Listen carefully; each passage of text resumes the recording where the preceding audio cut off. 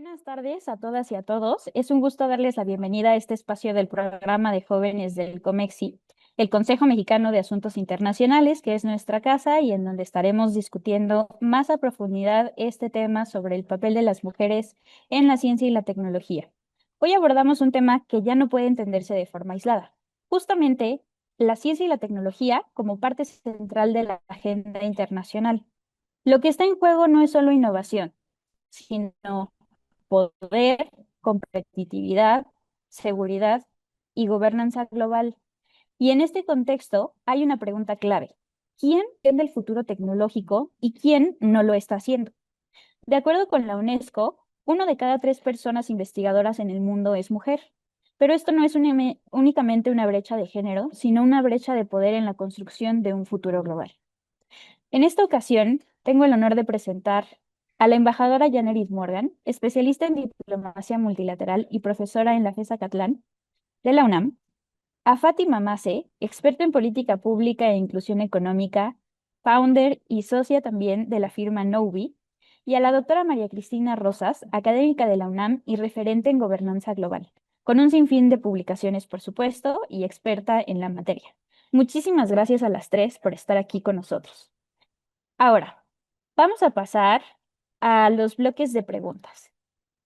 Una de nuestras reglas, y para hacer esta discusión más fluida y más rica para la audiencia, es poder tener aproximadamente de 2 a 3 minutos por intervención. Sin embargo, nosotros podemos hacerlo tan profunda la discusión como tan directa y tan puntual como ustedes quieran. En ese sentido, vamos a abordar la discusión con la primera pregunta. Si me permite, embajadora Yanerit, me gustaría preguntarle, ¿cómo ha cambiado el papel de la ciencia y la tecnología dentro de la política exterior y el multilateralismo en los últimos años? Muchas gracias. Primero agradecer la invitación para participar en este panel. Andrea Navarro, APJ Comexi. Un gusto estar con las colegas Fátima Mas y la doctora Cristina Rosas. Efectivamente, la política exterior está impactada por el tema de la tecnología porque la tecnología, la ciencia y la tecnología ha impactado la vida de todos. No es posible pensar en que este tema tan importante no tenga un impacto en la arena internacional. En el caso de género ha sido muy importante abordar esta agenda. Los grupos feministas consideran que es un tema que es urgente porque si en algún tema, alguna agenda hay desigualdad, es precisamente en el área de ciencia y tecnología. Tú ya hablabas lo que decía la UNESCO, que uno de cada tres el 30% de las mujeres están en el área de ciencia y tecnología. Es muy limitada la participación, por ejemplo, en las grandes empresas tecnológicas, ¿no?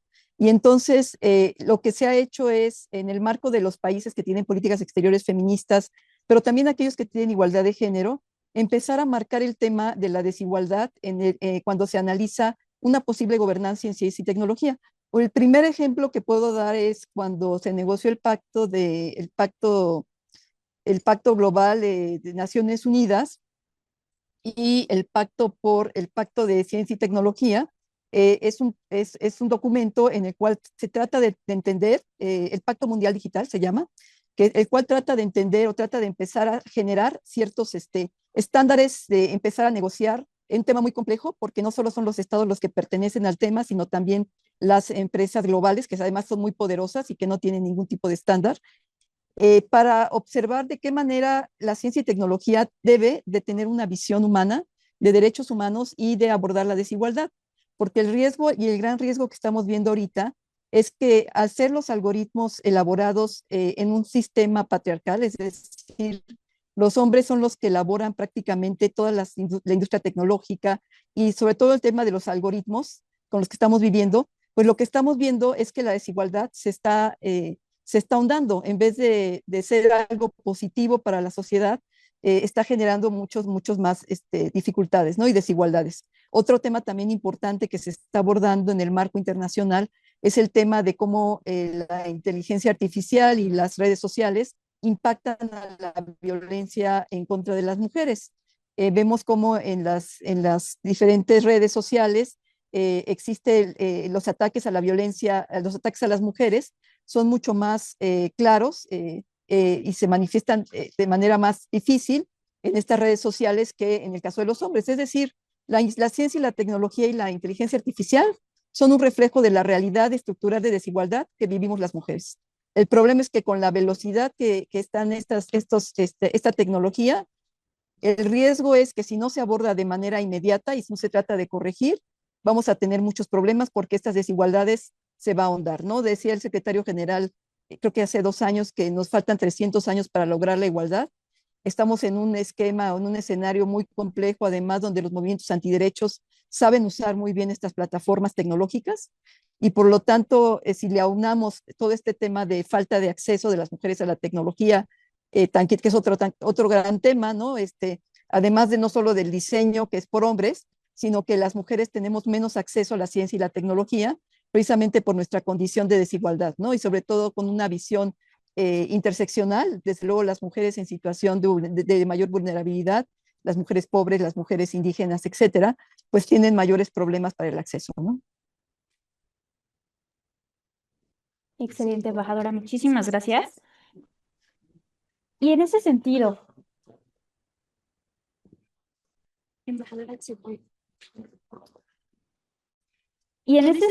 preguntarle también a Fátima, aterrizar un poco más sobre este impacto que ya nos ha ilustrado bastante bien la embajadora Yanerit Morgan y atendiendo esta última reflexión sobre estas brechas que no nada más son un tema de género, sino que también son un tema de estabilidad socioeconómica, de digital literacy y que incluso pues merman la capacidad productiva de las mujeres y también incubadora de conocimiento que se podría desarrollar desde el esquema de educación pública. ¿Tú qué crees que sean, o tú cuáles crees que sean las implicaciones que tiene justamente esta brecha de género junto con el resto de brechas para que en materia de STEM la competitividad económica y el desarrollo de los países pueda ser mayor en el corto, mediano y tal vez hasta el largo plazo? Muchas gracias, Andrea, y muchas gracias a Comexi por la invitación. Qué honor para mí estar en este panel tan importante. Y creo que yo ahí combinaría la pregunta que me estás haciendo, Andy, con este gran panorama que ya dio la embajadora Morgan, ¿no? Que justo era lo que yo decía, o sea, hay un tema, pensando en política exterior y en comercio y en la llegada de inversiones, las inversiones necesitan talento para prosperar. No es nada más llego con mis fierros, llego con mi planta, sino realmente esas empresas que están tomando esas decisiones para llegar al país buscan un lugar en donde haya el pool de talento suficiente para poderle dar vida a sus inversiones, ¿no? Eso es algo que creo que está un poco delineado en el Plan México, por ejemplo, pero creo que en México como que lo hemos dejado un poco al margen. Y cuando volteamos a ver el tema de las brechas de género y vemos que solo 3 de cada 10 profesionistas que trabajan en STEM son mujeres, pues sabemos que hay un pool de talento ahí que pudiera estarse especializando en áreas STEM y que pudiera estar laborando y desarrollando trabajos, desde trabajos técnicos hasta trabajos de innovación, que tengan una incidencia en las industrias sobre todo avanzadas, que quiere captar el país y que además tengan una mejor perspectiva económica, ¿no? Porque una de las cosas que sí sabemos es que quienes se dedican a carreras STEM terminan teniendo una mejor calidad de trabajo, ¿no? Tienen mayor probabilidad de estar en la formalidad, reciben mayores ingresos, tienden a recibir mayores ingresos. Entonces, en este sentido, no es nada más, o sea, el hecho de apostar por más mujeres dentro de las carreras STEM y de áreas de especialización STEM, no nada más permite aprovechar mejor un pool de talento que hoy probablemente se está quedando al margen de esas inversiones que están llegando a México, sino además permitiría cerrar desigualdades socioeconómicas que hoy enfrentan las mujeres por acceder a empleos menos remunerados, ¿no? Y a su vez, en la medida en la que estas mujeres pueden crecer dentro de esas áreas de especialización, pues también vamos a ver que logran llegar a puestos de toma de decisiones en donde influyen en la innovación y empiezan a añadir esta perspectiva de género, tanto en el desarrollo de tecnología, en el aprovechamiento, en la adaptación, etcétera, ¿no? Que hoy es una cosa que qué bueno que salió en estos comentarios, porque muchas veces uno de los comentarios que yo más me encuentro, y justo hace nada, platicando con mi cuñado, me decía, pues yo les pido en el despacho que usen todas y todos inteligencia artificial, porque es objetiva. Y yo decía, no, no es objetiva. Lo que pasa es que la inteligencia artificial fue entrenada con datos sesgados, el código fue diseñado con ciertos sesgos, no nos está dando resultados objetivos, aunque parezca que son objetivos, ¿no? Y eso lo tenemos que tener hoy muy claro si queremos aprovechar esa oportunidad. Totalmente cierto. De hecho, recientemente, no sé si pudieron ver un artículo publicado por el New York Times que justamente refiere a esto último con lo que hacía su participación, Fátima, de la forma en la que está construida inteligencias disruptivas y artificiales como ChatGPT, es también una plataforma que al final de cuentas es un servicio y es un producto. Entonces, todo el tiempo se está adecuando a lo que el cliente le está pidiendo. Y eso quiere decir que pues, lo podemos ver desde el área de Customer Experience y tal, pero efectivamente la información siempre va a ser sesgada. Y mientras haya por supuesto que más bien las que se tienen que meter al juego de cómo saberlas utilizar, de cómo progresar con esa herramienta que solamente se queda en ese estatus de herramienta, somos nosotras. Y pasando justamente a lo que esto implicaría para la gobernanza, tanto cambio de transformaciones multilaterales en esa forma disruptiva incluso de entrar a la educación digital. Quisiera preguntarle a la doctora María Cristina Rosas sobre qué papel cree usted que juega justamente este tema de gobernanza global en la regulación de las tecnologías emergentes como la inteligencia artificial y qué riesgos existirían si no hay inclusión en estos espacios. Bueno, en términos de gobernanza global, se ha debatido mucho la importancia de la inteligencia artificial para el progreso social, para el empoderamiento de las mujeres y, por supuesto, con todas las aplicaciones civiles que puede tener. Pero el año pasado, por ejemplo, la Asamblea General de Naciones Unidas advertía sobre los usos perversos de la inteligencia artificial, particularmente pensando en las armas autónomas letales, que también buscan reducir, digamos, la intervención humana y a partir de algoritmos determinar los blancos de ataque, lo cual es muy delicado porque, pues, obviamente hay enormes márgenes de error en esto. Yo quisiera señalar también que la educación es un tema toral cuando hablamos de ciencia, tecnología y mujeres. Estamos en una era donde vemos una brecha generacional respecto al uso de las tecnologías, de la información, de la comunicación. Tenemos organismos internacionales que han tratado de generar normas y regulaciones, pienso en la propia UNESCO, en la Unión Internacional de Telecomunicaciones. Ellos, de hecho, a principios de siglo auspiciaron estas cumbres mundiales sobre la sociedad de la información y buscaban generar consensos que encontraron muchos obstáculos de parte de las grandes empresas que dominan y controlan a las TICs, a las tecnologías de la información y la comunicación. Porque, bueno, las TICs no quieren regulaciones, porque dicen que eso va a comprometer la conectividad.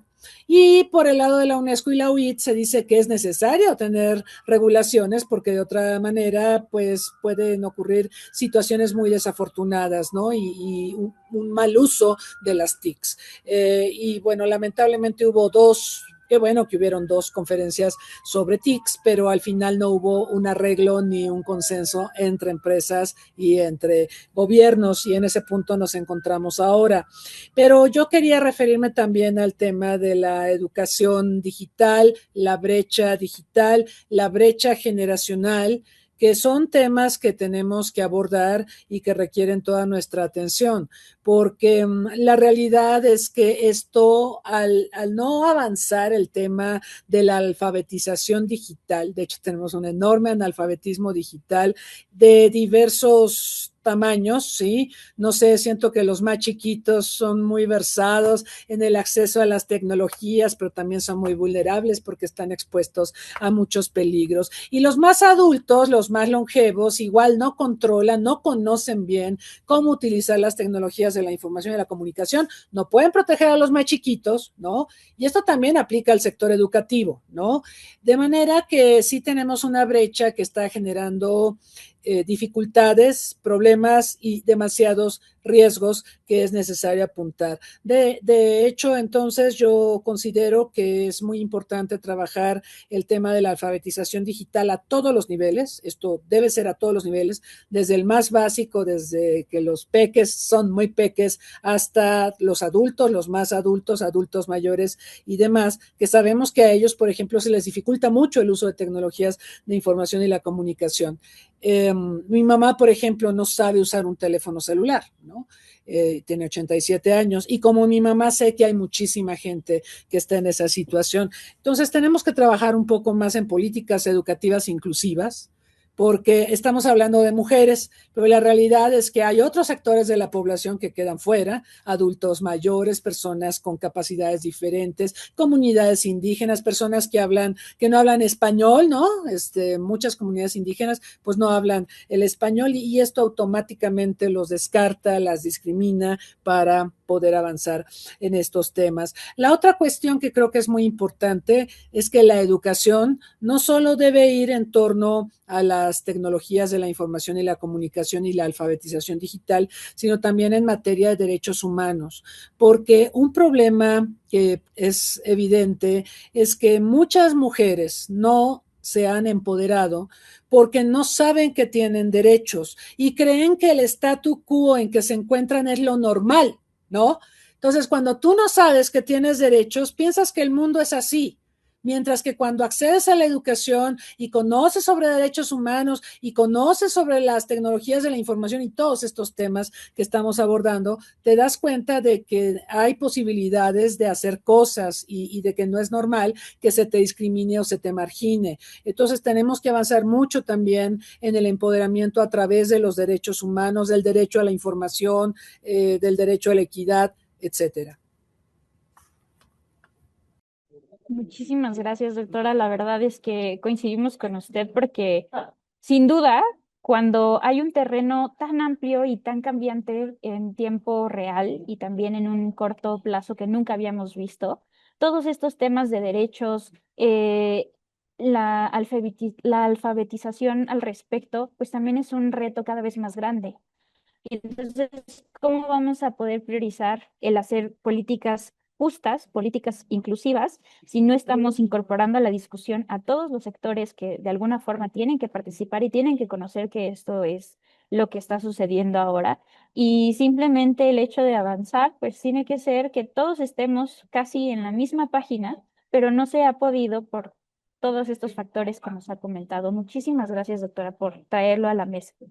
Y ahora vamos a pasar al segundo bloque de discusión, hablando un poco sobre este diseño de tecnologías y sobre lo que implica para las políticas públicas de nuestros tiempos, porque al final estamos por recibir a una nueva generación, que ya la llamada generación Z, digamos que ya está permeando toda la productividad económica de todas las naciones, pero viene otra a la que se le ha denominado mal sanamente generación perdida. Y estamos en una transición también de envejecimiento poblacional a nivel masivo, no nada más en México, sino en toda Latinoamérica, Europa, al menos Francia y España ya han dado sus índices transparentes sobre cuánto es la tasa de aceleración en cuanto al envejecimiento poblacional. Y bueno, en Asia tienen un problema también en natalidad bastante amplio. Pero ¿cómo va a ser este diseño de tecnologías disruptivas, incluso que puedan ser utilizadas para mejorar sectores como el educativo, como el productivo? ¿Será que se pueden hacer este diseño de manera neutral o estamos reproduciendo justamente esas desigualdades estructurales dentro de los sistemas tecnológicos en el corto plazo? Para quien guste empezar.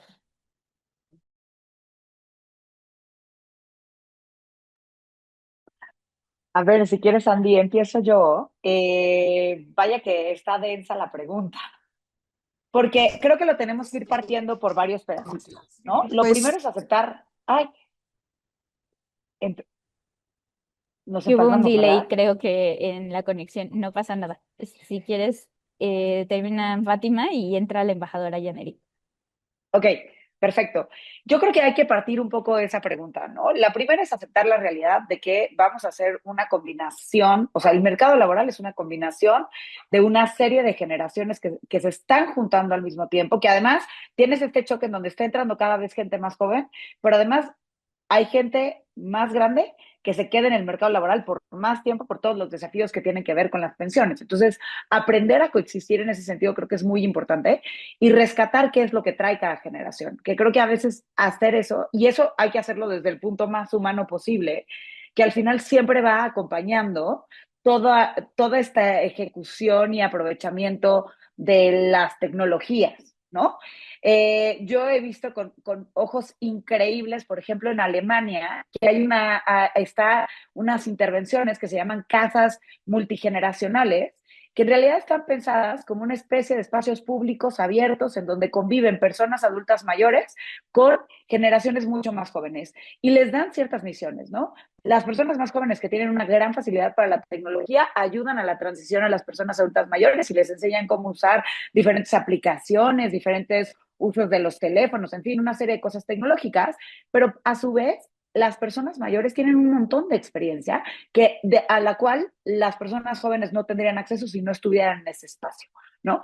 Entonces creo que se van a tener que empezar a replicar este tipo, esto no está pensado para el mundo laboral, pero yo creo que se va a terminar teniendo que tener soluciones de esa manera, porque por supuesto que pensamos muy distinto cada una de las generaciones, ¿no? Y por el otro lado, además de practicar esta empatía y además de practicar este sentido de inclusión, ¿no? Ahora sí que no por un nice to have, sino porque es lo que nos ofrece el mercado laboral. Creo que desde el punto de vista educativo, creo que sí, una de las cosas que es muy importante es las brechas que vemos hoy en STEM, las brechas de género, en realidad no nacieron cuando las mujeres y los hombres buscaron qué estudiar. En realidad son brechas que empiezan desde la educación, desde que tienes esta norma de género o esta sensación de las mujeres no son buenas para los números. Y te lo repites y te lo repites y se lo repite todo el mundo hasta el grado que dices, no, no somos buenas y ya no te gustó tanto física y entonces ya no elegiste irte a una ingeniería, ¿no? Entonces, y desde cómo juegan, ¿no?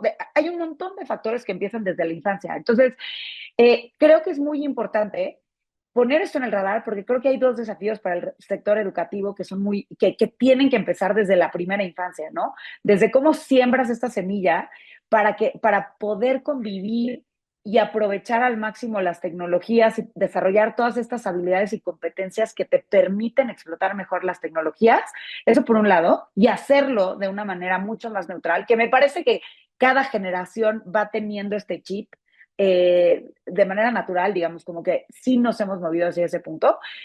Y el segundo punto yo diría, y no voy a ahondar demasiado, pero hay una parte que creo que es muy importante fomentar todas las habilidades, las famosísimas habilidades blandas, porque son las que te van a permitir explotar mucho de esta tecnología y usarla de una mejor manera, ¿no? A veces yo me río porque digo, está bien difícil cómo se la pusieron ahora a los jóvenes, porque cuando entran con ChatGPT, mientras mucha gente está pensando, qué miedo, van a hacer trampa y ya le piden el ensayo, ya sale solo, yo decía, no, o sea, la verdad es que las personas jóvenes que hoy están entrando al mercado de trabajo, están entrando como si fueran gerentes, porque van a tener que practicar el hacer una petición súper clara, tener objetivos claros para poder hacer un prompt muy bueno, evaluarlo y entonces ya después entregarlo si quieren que les vaya bien, ¿no?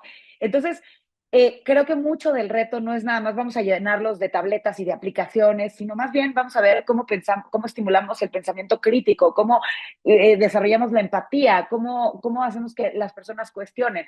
Y creo hoy que ese tema, aunque ha sido importante, creo que no ha estado tan en el centro de la educación y creo que es muy, muy relevante. Realmente cierto. Muchísimas gracias, Fate. Adelante, embajadora. Yo refiriéndome al ámbito de la gobernanza global, creo que el tema, y aquí lo más importante para hacer realmente un avance tecnológico que sea incluyente y beneficio de toda la sociedad, es tener a todos los actores en la mesa, es decir, tiene que ser multisectorial. Un diálogo entre estados no funciona, tiene que ser con estados, con las empresas, pero también con las organizaciones de la sociedad civil, con de derechos humanos, de mujeres y de varios sectores, para que realmente pueda funcionar. Y creo que es lo que está pasando ahorita por lo menos en el ámbito desde el Secretariado General de Naciones Unidas, que todos estos diálogos que se están celebrando desde el Pacto Global Digital, como el Foro de Gobernanza en Internet, el Diálogo Global sobre Gobernanza de la Inteligencia Artificial, y recientemente el panel científico internacional independiente sobre inteligencia artificial, que tiene 40 expertos, científicas y científicos, han tratado de incorporar esta visión de diferentes perspectivas, no solo desde el punto de vista de género, pero también desde el punto de vista intergeneracional, porque es muy importante tener tanto a los jóvenes, pero también a los adultos, ¿no? Entonces, creo que esto es muy, muy importante para poder resolver esta situación. Yo veo, por ejemplo, en estos foros, sí hay una acción afirmativa, digamos, desde la oficina del secretario general de tener mujeres en la mesa. ¿Dónde no lo veo yo? No lo veo, por ejemplo, en la parte de los gobiernos.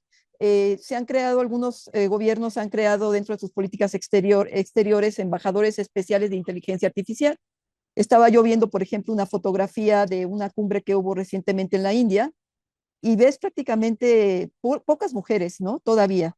No se diga en el ámbito de las empresas. Ya comentábamos que las empresas que se dedican a estos temas pues tienen muy pocas mujeres en las áreas de dirección, ¿no? Entonces, el tema aquí, la clave es incluir a todas las perspectivas en este debate.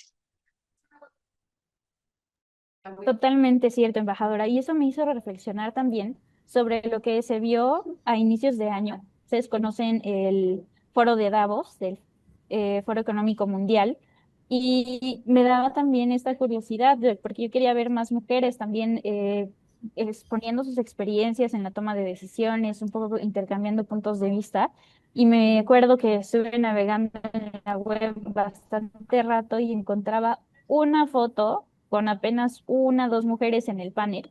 Y el resto, afortunadamente y lamentablemente, eran puros hombres. Y eran hombres también de diferentes edades, con ciertos currículums, como todos ya sabemos, pero era impresionante la cantidad de hombres que estaban en la discusión, sobre todo de temas de las habilidades para los trabajos del futuro, de los cambios en ciencia y tecnología, de cómo venían los nuevos cambios en el multilateralismo y en las decisiones económicas. Y vaya que tiene toda la razón, embajadora. La verdad es que mucho nos podemos informar, nos podemos meter en esta parte de alfabetización digital, pero si no tenemos acceso a esos principales puntos donde se negocia, donde se toman decisiones y donde se reflexiona, creo que desde ahí estamos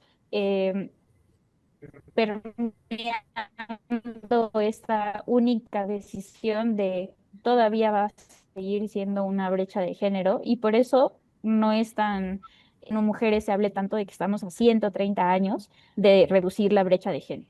Y justamente en esta conversación quisiera preguntarle a la doctora María Cristina, ¿qué papel cree que deba jugar México para incorporar más a estas mujeres en en los sectores estratégicos de ciencia y tecnología?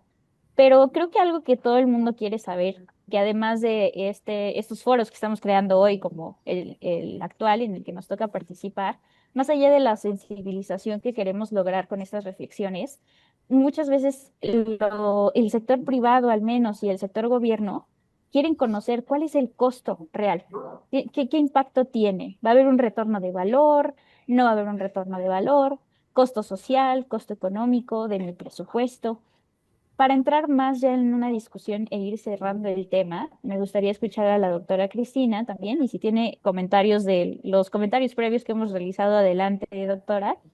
Y bueno, también les dejo abierto el foro tanto a la embajadora como a la maestra Fátima. Sí, muchas gracias. Respecto a políticas públicas, yo sí quisiera señalar que México tiene un grave problema de falta de políticas de Estado.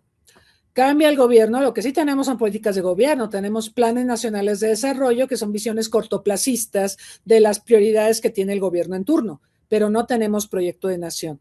Y, por ejemplo, hablando de educación, de ciencia y tecnología, del empoderamiento de las mujeres, todo eso requiere una visión de largo plazo, ¿sí? Que no la estamos teniendo. Y bueno, eso es algo que habrá que considerar. México necesita políticas de Estado, no basta con las políticas de gobierno. Es muy importante definir dónde queremos que México esté en 2050, en 2100, en 2200, y eso lo hace una política de Estado. Y también eso permite tener un poco de previsión y también mirar los recursos de que disponemos. Todos los países tienen recursos limitados, ¿no? Pero a partir de esos limitados recursos que poseemos, ¿cómo los vamos a canalizar para lograr los objetivos que nos hemos propuesto para 2050, para 2100 y 2200? Y quisiera mencionar también en esto de políticas públicas, ejemplificando lo de que cómo se prioriza en México a las políticas de gobierno sobre las políticas de Estado, el caso de Andrés Manuel, cuando fue presidente, que se la pasó todo el sexenio prometiéndonos una ley de ciberseguridad y terminó su mandato y nunca tuvimos la dichosa ley de ciberseguridad. Fue hasta con Claudia que tuvimos la ley de ciberseguridad, ¿no? Y bueno, vamos a ver qué continuidad se le da a esta ley y qué tanto abona para que podamos avanzar en esa área, que es un área donde México está muy atrasado, muy vulnerable a nivel mundial.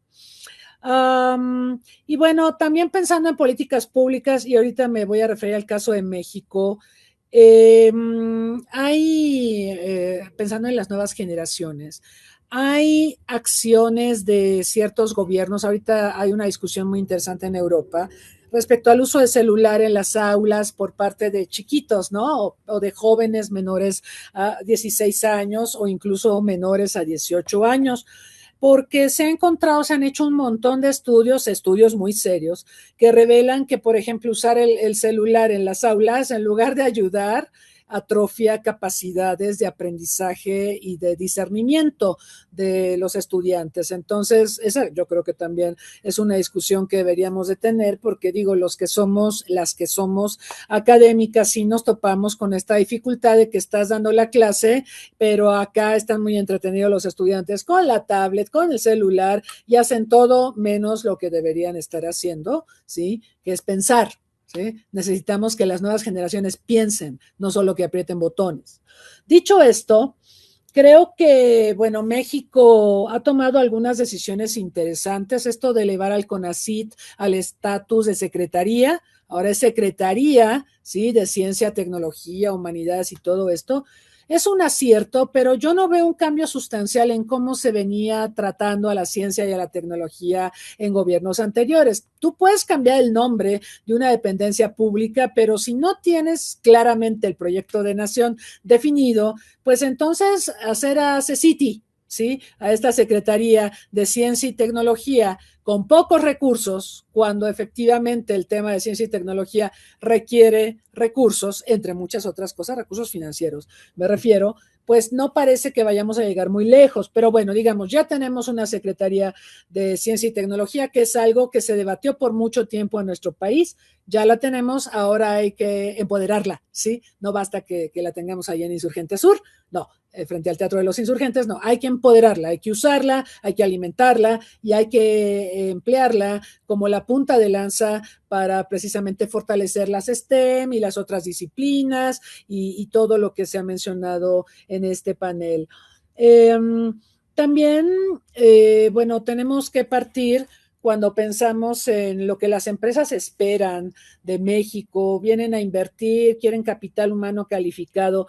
México ha respondido bien en ciertos sectores, un sector que conozco bien es el aeroespacial. Ahí México ha logrado ser punta, ¿sí? Como dicen, cabeza de león. Todos los grandes del sector aeroespacial manufacturan en México y esto lo hacen también porque en las universidades hemos generado el expertise y el capital humano, los ingenieros aeronáuticos que requieren las empresas transnacionales precisamente para poder manufacturar en nuestro país. Por supuesto, yo creo que la estrategia también debería ser de que se queden cosas aquí, no de que solo hagamos cosas para el gran capital transnacional, sino que utilicemos ese capital humano para el desarrollo nacional. Eso es importante. Y la otra cosa que quiero mencionar, y seguramente ustedes lo han visibilizado ya desde hace tiempo, es la feminización, sobre todo la educación a nivel universitario. Tenemos muchísimas mujeres en las aulas, en todas las disciplinas, no crean que solo en RI o en ciencias de la comunicación, no, se ha feminizado la educación, pero creo que eso no se está viendo reflejado, ¿sí? En la consolidación de ese capital humano femenino, ¿sí? Que forme parte de una gran estrategia de una política de Estado precisamente para avanzar en ciencia y tecnología con la participación de todo este capital femenino que pues sí, se está preparando en universidades, pero luego se topa con que hay una serie de situaciones de discriminación, de marginación, de que, por ejemplo, ganan mucho menos que un hombre que hace exactamente el mismo trabajo. Entonces, creo que estas cosas las tendríamos que estar revisando también. Totalmente de acuerdo, doctora. Y eso me hace recordar, por un lado, que hay países ya actualmente que están en un paso adelante con esta parte de las regularizaciones que nos había comentado, por ejemplo, en lo que nos refirió sobre los menores de 15 años. Al menos Australia fue uno de los primeros que dio el paso para limitar el uso de dispositivos móviles. A eso le siguió Nueva Zelanda. Me parece que en España recientemente han eh, adoptado una nueva ley también de regularizar este tipo de acceso a las nuevas tecnologías. Pero por otro lado, también en esta parte de las brechas que usted comenta sobre situaciones de discriminación, recientemente con corte a 2025, Naciones Unidas en ONU Mujeres indicaban que todavía en México y Latinoamérica, incluyendo Europa, estamos ganando las mujeres en todas las disciplinas 20% menos. Ya no son 30% menos, afortunadamente. Hemos subido ahí un 10%, pero aún así, por cada 100 pesos o $100 o 100 euros que gana un hombre, 80 vienen a nuestra bolsa. Y considerando esto, que también nosotras somos la base de un sistema universal de cuidados, bueno, ¿hasta dónde vamos a llegar con este tema, no? Pero justo retomando esta discusión, ¿ustedes qué opinan, maestra Fátima, embajadora Yanerit? ¿Será que el costo también para México de poder implementar una política de Estado, no de gobierno, sea posible al menos teniendo como punta de lanza, como bien lo acababa de comentar la doctora María Cristina, a una mujer presidenta? ¿Será posible esto?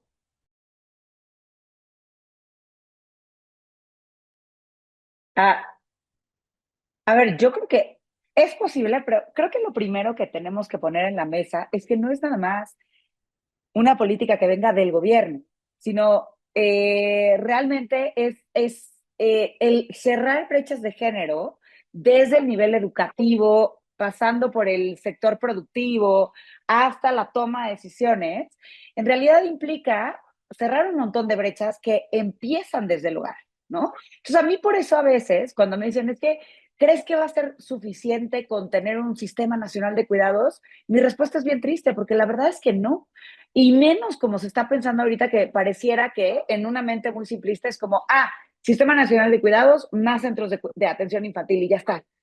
No es así, ¿no? La realidad es que no es así. Quienes absorbemos cuidados hoy en día, sabes que la economía, la sociedad no está hecha para los cuidados, siempre es un tema, ¿no? Si pensamos si pensamos en las infancias y en las maternidades, cuando tus hijas y tus hijos pasan de los 4 años, el horario escolar es totalmente incompatible con la jornada laboral. Los centros de trabajo, si tienes mucha suerte, como la que me ha tocado a mí, llegas a trabajar en oasis laborales en donde entienden esta condición, pero la mayoría de las mujeres terminan optando por emprender o por emplearse en la informalidad, y eso termina haciendo que este nivel educativo que hemos agregado como mujeres no se vea reflejado en ganancias laborales ni en autonomía económica, ¿no? Entonces el tema es complejísimo y creo que eso es algo que debemos de poner en la mesa, y por eso yo a todos los foros a donde voy digo, ¿qué puedes hacer tú hoy desde tu espacio para poder ir corrigiendo estas brechas? Porque si lo que esperamos es que venga papá gobierno a resolver con una política mágica desigualdades históricas que se han gestado por, por siglos y siglos, la verdad es que no va a pasar, ¿no?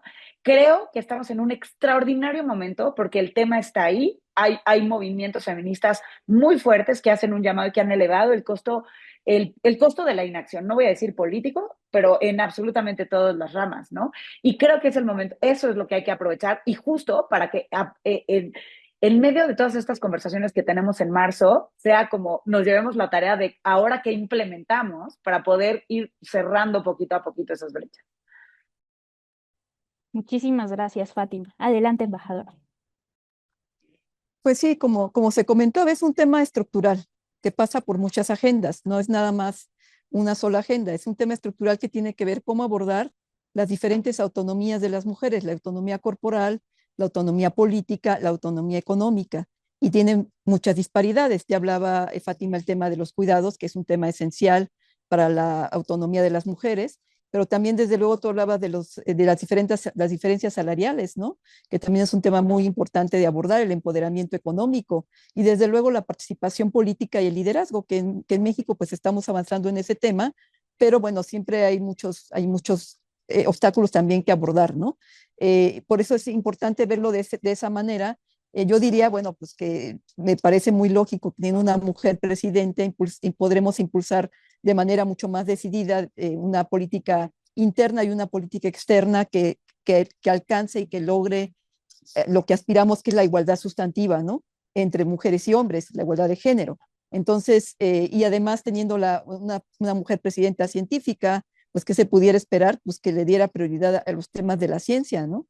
Entonces, digamos, es un tema que es complejo, porque muchas veces, como también se mencionaba, tiene que ver mucho con los estereotipos de género, que no fueron creados ni hoy, ni ayer, ni antier, o sea, son prácticamente esta idea de que las mujeres somos menos que los hombres, ¿no? Es una cuestión estructural que desde que somos chiquitos nos educan de esa manera y como vamos creciendo, pues las mujeres a la cocina y los hombres a seguir trabajando en estas cosas tan importantes que son la ciencia y la tecnología, porque las mujeres no tenemos la capacidad para hacerlo. Y muchas personas y muchos hombres todavía piensan así. Me preocupa mucho, por ejemplo, ahorita los movimientos jóvenes que están tratando de echar la agenda de igualdad de género para atrás. A veces creo que mientras más avanzamos las mujeres, la reacción es mucho más violenta, ¿no? Para echar para atrás los derechos.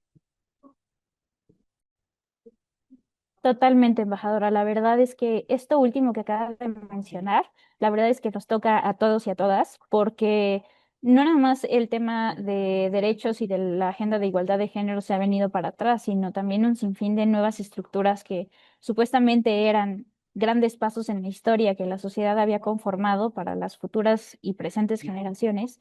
Y hoy en día vemos que con un nivel de discurso más simplista, sin la capacidad, digamos, de exponerlo en foros, en conversaciones de tú a tú e incluso en esta parte académica, las juventudes están ahora tomando estas aseveraciones demasiado literales y además lo replican sin ni siquiera hacer este ejercicio del que ya comentaba la maestra Fátima sobre hay que tener este análisis crítico, hay que indagar más a profundidad sobre el tema, tienes que venir preparado y esto incluso nos puede dar una red flag, como ahora lo comentamos, ¿no? De cómo es que estas generaciones también se van a quedar atrás, porque no están profundizando lo suficiente, no se están metiendo a la conversación al nivel que se requiere y tampoco están pensando en un futuro en el que ellos van a ser los mismos afectados, ellos y ellas, por supuesto. Y en ese sentido, también comentarle al foro que nos acompaña, muchísimas gracias por sintonizar el panel de hoy. Vamos a pasar ya a la parte de preguntas y respuestas por parte de los asistentes. Si nos pueden ayudar, por favor, a colocarlas en el chat de... Y mientras salen más preguntas al respecto, acá me encuentro una sobre justamente este tema que estábamos abordando, el tema de las nuevas generaciones. Desde su punto de vista, quien quiere empezar a dar su punto de vista, adelante. ¿Qué tendría que cambiar hoy, además de lo que ya comentamos, para que más mujeres jóvenes y más niñas puedan participar en los espacios en los próximos 10 años? Pero hablando en los espacios desde un nivel de creación, tal vez no ahorita de toma de decisiones, porque sabemos que todavía todo este pool productivo y este pool de talento que acaban de confirmar la maestra Fátima y la doctora Cristina, pues se está fermentando, digamos, porque no está saliendo lo suficiente, pero de alguna forma ya se está creando y hay una base sólida que las instituciones se están encargando de que puedan circular en la parte laboral y en el sector político para la toma de decisiones. Pero ¿qué más tendríamos que cambiar para que estas mujeres jóvenes y estas niñas puedan participar en los espacios en los próximos 10 años?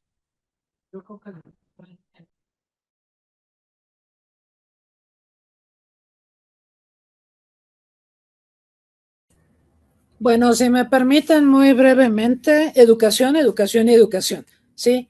La clave es la educación. En los ODS se ha hablado mucho de la exclusión, que es un serio problema. En muchas sociedades, por ejemplo, cuando en una familia se tiene que determinar quién va a ir a la escuela, va el niño, no la niña. Y estas prácticas, de verdad, son prácticas culturales que es necesario tratar de superar.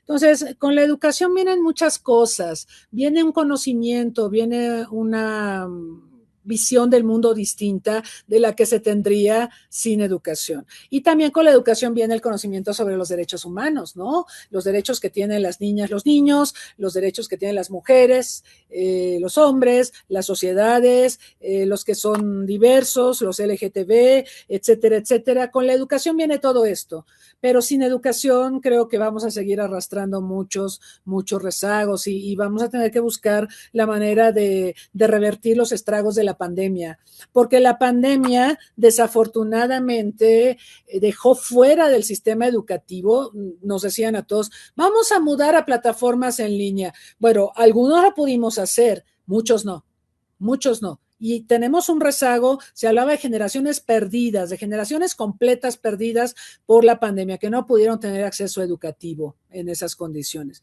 En este sentido, creo que hay mucho trabajo rezagado, tenemos que ponernos al día, pero la educación es un tema toral. Adelante, embajador.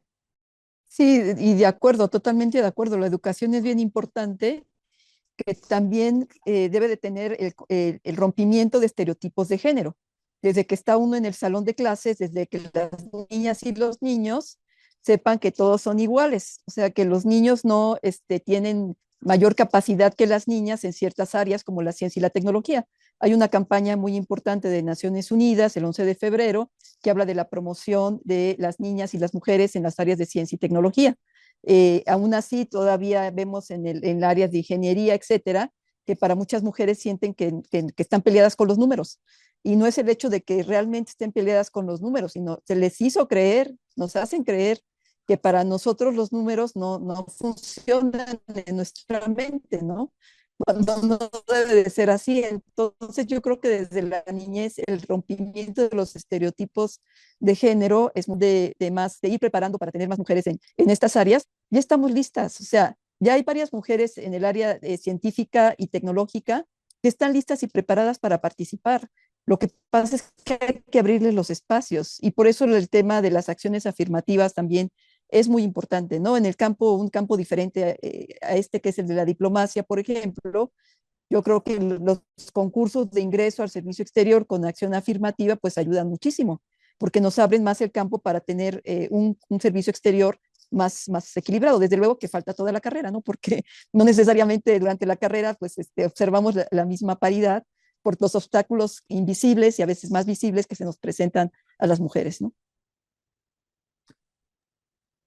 Sí, totalmente de acuerdo, embajadora. La verdad es que ese tipo de discusiones, si las comenzamos a abordar desde un punto de vista de que cuánta gente o cuántas mujeres y cuántas niñas están ya en estos programas de Naciones Unidas, la verdad es que podríamos quedarnos sorprendidas de los números, pero lo siguiente es quitarnos también este estereotipo de género, como bien lo ha comentado, pero sobre todo también un estereotipo de aprendizaje, porque sí hay incluso estudios, por ejemplo, el McKinsey Institute, em, ha puntualizado que muchos jóvenes y sobre todo las mujeres se quedan en un análisis, digamos, de eterno aprendizaje y no se atreven a accionar. Entonces creo que eso también puede ser la segunda etapa.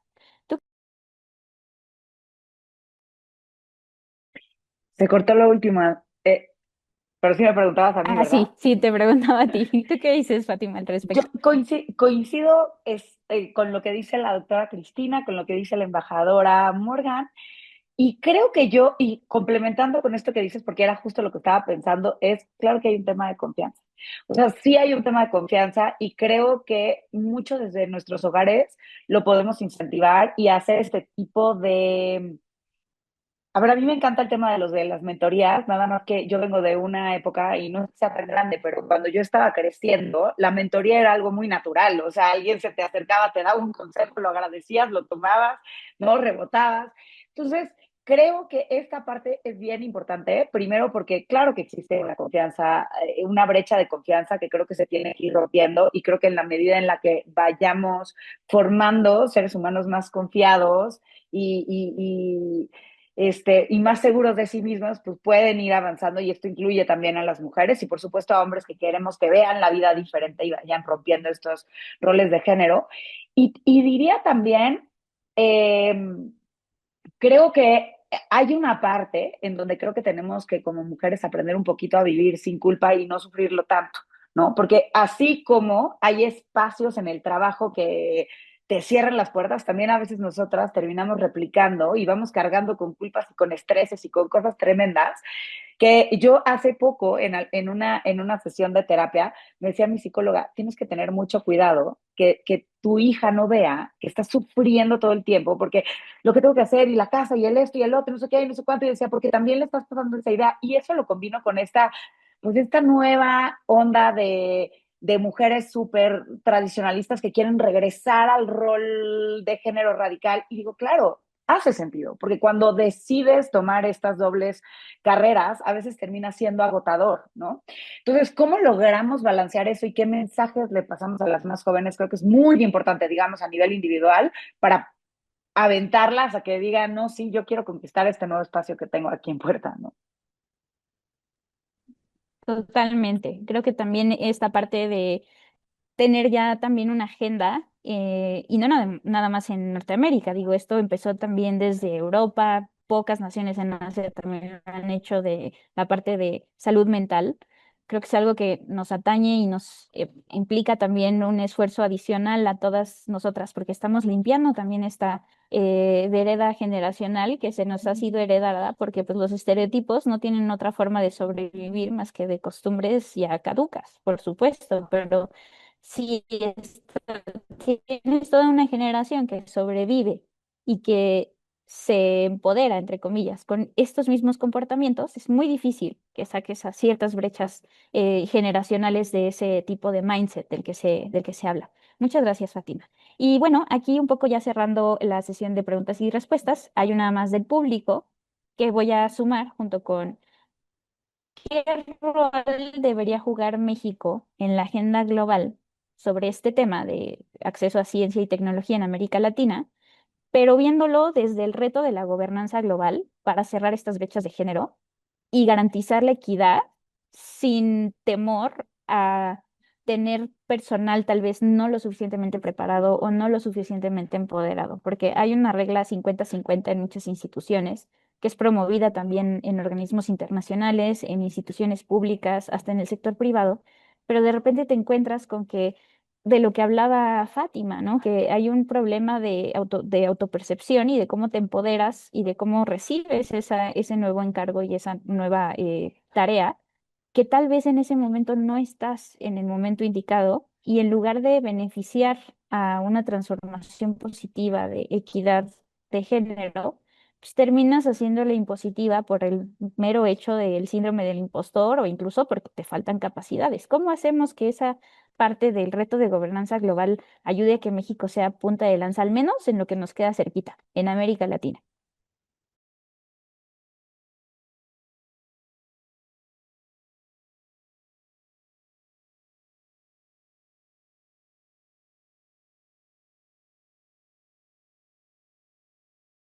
Adelante, embajadora. Pues mira, yo en el ámbito diplomático te podría decir que en nuestra carrera la evolución ha sido tan increíble, ¿no? De la tecnología, que ni los hombres ni las mujeres estamos en el ámbito de la diplomacia suficientemente preparados para este tipo de conversaciones. Pero ¿qué sí es lo importante? Que nosotros, como líderes o lideresas, incluyamos a mujeres científicas que nos acompañen en los debates, porque finalmente estos son debates muy técnicos. Más allá de lo político, bueno, se pueden decir muchas cosas en lo político, pero si no se avanza en la parte más técnica de lo que es la tecnología, entonces es más complicado. Y sí tenemos muchas buenas científicas mexicanas que nos pueden apoyar en este debate, no solo en el foro regional en América Latina, sino también a nivel global. Muchas gracias, embajadora. No sé si ustedes decían hacer una última reflexión.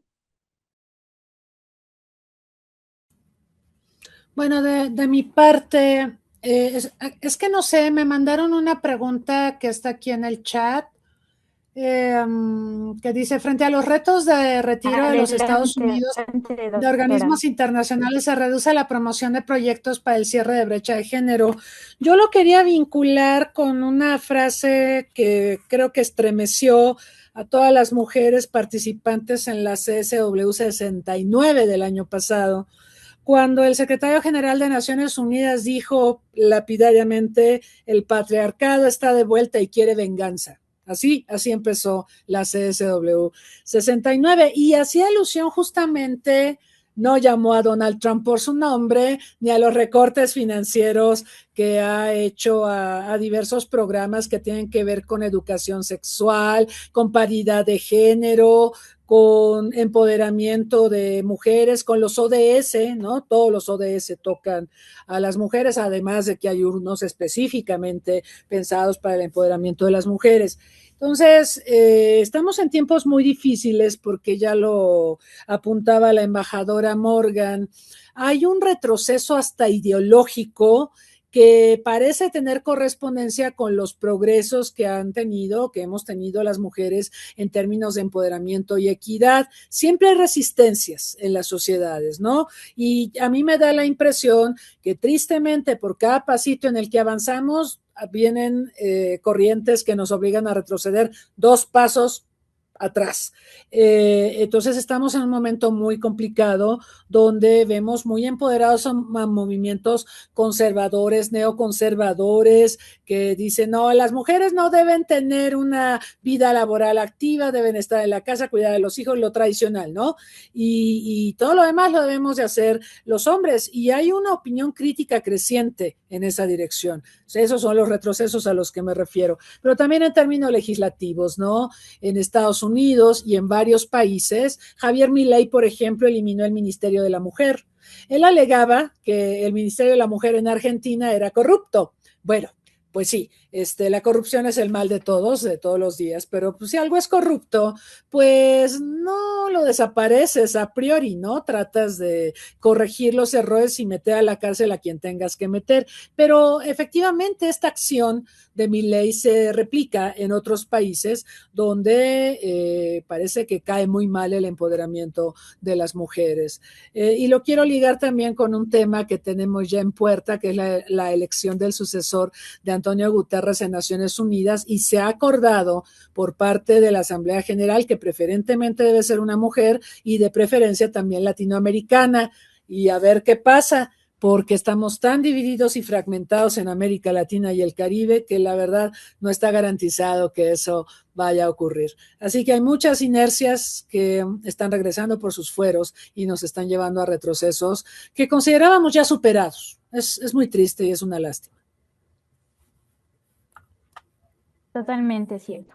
Totalmente cierto. Y la verdad es que, bueno, México tal vez en el futuro también nos unamos a que si vuelve a haber una sucesión de tomadores de decisiones en los principales organismos internacionales, pues podamos poner el ejemplo o podamos también meternos a la conversación en estos altos niveles y como comentaba la embajadora Yanerit, invitar a quienes son las principales afectadas, que es la comunidad científica y tecnológica en este momento, porque nosotras en este momento lo estamos viendo desde los asuntos internacionales. Por supuesto que tenemos esta sensibilidad y estamos muy próximas a estas comunidades científicas y tecnológicas, pero hay que también poner el micrófono para esta comunidad y por supuesto que esto nos deja para una nueva conversación.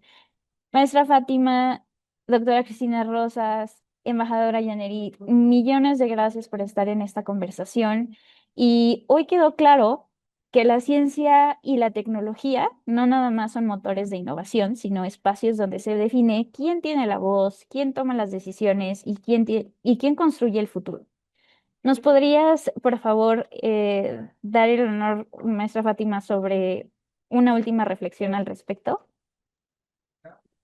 Pues mira, yo creo que cierro con qué bueno que estamos retomando este tema y aprovechando el momentum, porque yo veo en la sociedad grandes contrastes, ¿no? Ya estaba lo que planteaba la doctora Cristina parece que vamos para atrás en algunas zonas del mundo, en donde regresó este patriarcado con fuerza, pero a la vez veo que hay una sociedad que está muchísimo más despierta, que está muchísimo más consciente y que de manera natural, digamos, está empezando a romper con muchos de estos sesgos. Entonces, creo que hay que seguir avanzando, hay que tomar, digamos, la parte estratégica de esto y tal vez ya no apelar a estas políticas, a esta a veces visión como de responsabilidad social, de incluir a más mujeres, sino lo inteligente que es para la economía, para nuestro país, el aprovechar todo este talento y que no se desperdicie, ¿no? Y que sea probablemente ese uno de los pilares que mueva el avance de esta agenda. Así que muchísimas gracias por la invitación.